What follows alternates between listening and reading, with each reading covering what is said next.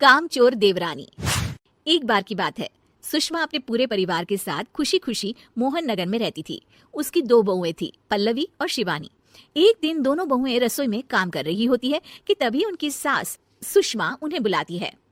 अरे बहू, जरा इधर तो आना। शिवानी, जरा जाकर देखना सासू माँ क्या कह रही हैं। दीदी आप ही देख लो ना जाकर, आपको भी तो सुनाई दे रहा है। अरे मैं आटा गूंद रही हूँ ना, तुम चली जाओ। हाँ तो मैं भी तो सब्जी काट रही हूँ ना दीदी। अरे बहू जल्दी आओ। ओह, ये तो जाएगी नहीं, मैं ही जाकर देखती हूँ कि क्या करना है। पल्लवी सुषमा के कमरे में जाती है। जी मम्मी जी, क्या हुआ?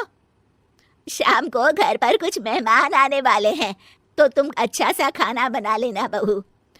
ठीक है मम्मी जी, आप बता दीजिए क्या क्या बनाना है और कितने लोग आ रहे हैं। सुनील की मौसी जी और उनका पूरा परिवार आ रहा है। कुल मिलाकर 3 लोग और हमें मिलाकर हुए 9 लोग। तो अभी से ही तैयारी करना शुरू कर दो। और हाँ, घर की सफाई भी कर देना, हाँ अच्छे से। जी मम्मी जी, सब काम हो जाएगा, आप चिंता मत कीजिए। पल्लवी शिवानी को घर में मेहमान आने वाले हैं इसके बारे में बताती है। क्या 9 लोगों का खाना बनाना होगा, घर की सफाई करनी है? बाप रे, सासू माँ ने तो हमें घर की नौकरानी ही समझ कर रखा है। ऐसा नहीं बोलते शिवानी, हम इस घर की बहू हैं और घर के काम करना हमारा फर्ज है। दीदी तो है ही सासू माँ की चमची, जब देखो सासू माँ सासू माँ। मैं तो इतना सारा काम नहीं करने वाली। शिवानी कपड़े लेकर गमला साफ कर रही होती है और चक्कर आने का नाटक करने लगती है। मेरा सर चकरा रहा है। तभी वहां पल्लवी और सासू माँ जाते हैं। अरे बहू, क्या हो गया तुम्हें? मम्मी जी, बहुत तेज सर में दर्द हो रहा है। तुम एक काम करो शिवानी, आराम कर लो। नहीं नहीं दीदी, घर में मेहमान आने वाले हैं, मुझे आपकी मदद करनी चाहिए। अरे कोई बात नहीं शिवानी, तुम आराम कर लो, मैं सब काम कर लूंगी। ठीक है दीदी, अगर आप इतना कह रही हैं तो आराम कर लेती हूँ। शिवानी आराम से अपने कमरे में मैगजीन पढ़ रही होती है। इसे कहते हैं आराम की जिंदगी। इतना सारा काम। चलो सारा काम खत्म हो गया, शिवानी को देख आती हूँ।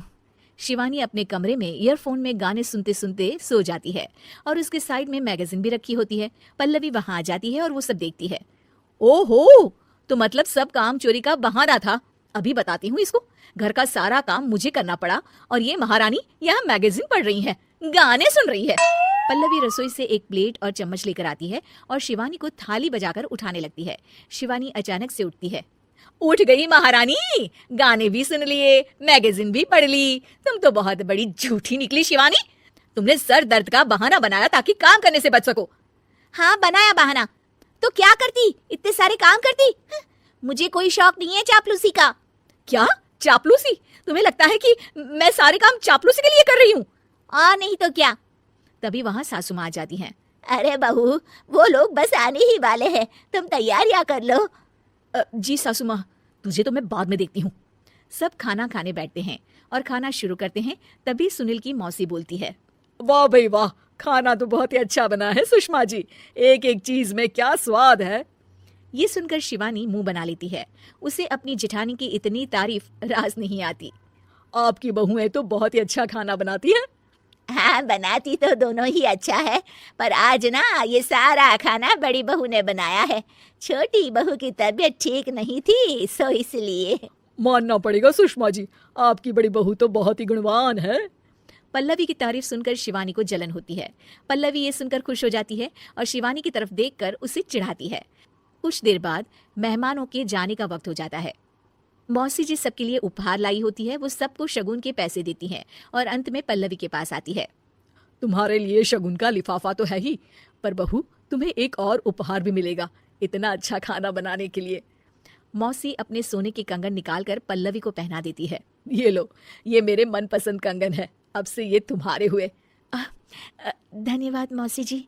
ये देखकर शिवानी तो पूरी तरह से जल जाती है और गुस्से से रसोई में चली जाती है। तभी वहां पल्लवी आ जाती है और उसे अपने कंगन दिखाने लगती है। देवरानी जी, अब आपका सर दर्द ठीक तो है ना? मुझे लगता है कि अब सर दर्द शुरू हो गया होगा आपका।